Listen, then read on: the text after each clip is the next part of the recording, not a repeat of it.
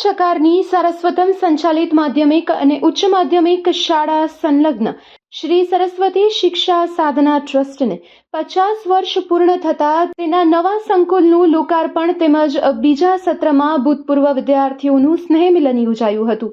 ત્યારે અમારા કચકારી ટીવી ન્યૂઝની ટીમ દ્વારા ગામના મોભી સાથે વાતચીત કરવામાં આવી હતી। ત્યારે તેમના દ્વારા જણાવવામાં આવ્યું કે આ સંકુલમાંથી હજારો વિદ્યાર્થીઓએ શિક્ષણ મેળવ્યું છે અને તેઓ આજે સૌ એકત્રિત થવાના છે। આ ઉપરાંત તેઓ જણાવી રહ્યા છે કે અમારા દ્વારા રાજકીય અગ્રણીઓને પણ આમંત્રણ પાઠવવામાં આવ્યું છે, તો રાજકીય અગ્રણીઓ પણ આ કાર્યક્રમમાં હાજર રહે તેવી અપેક્ષા રહેલી છે। ત્યારે આ વિશે વિશેષ માહિતી આપી રહ્યા છે ગામના મોભી।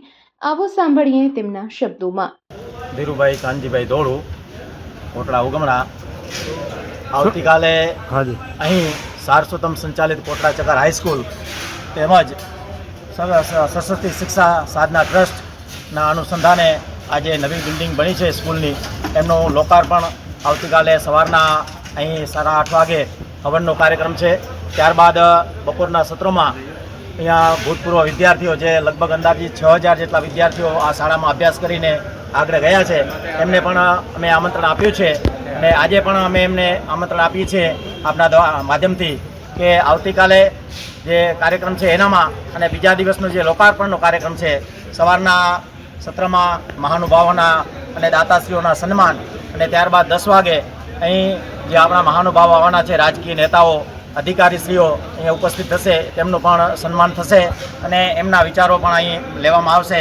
તો દરેક વિદ્યાર્થીઓ તેમજ આજુબાજુના 20 ગામોમાં આ શાળાનો જે લક્ષ્યાંક છે કે શાળામાં જેમને સહયોગ આપ્યો છે 20 ગામના અગ્રણીઓએ અને યુવાન મિત્રો હોય, તો એમને પણ અહીંથી અમે આપના માધ્યમથી અહીં આમંત્રણ આપીએ છીએ કે આપ સૌ આ કાર્યક્રમમાં ઉપસ્થિત રહી અને જેમ બને તેમ સારામાં સારો આ કાર્યક્રમ બને અને આપણી જે આ શાળામાં અભ્યાસ કરી અને જે આગળ પ્રગતિ કરી છે એમને પણ આપણા વિચારો પણ અહીં આ સમાજ તરફથી મૂકશો એવી અમે લાગણી વ્યક્ત કરીએ છીએ।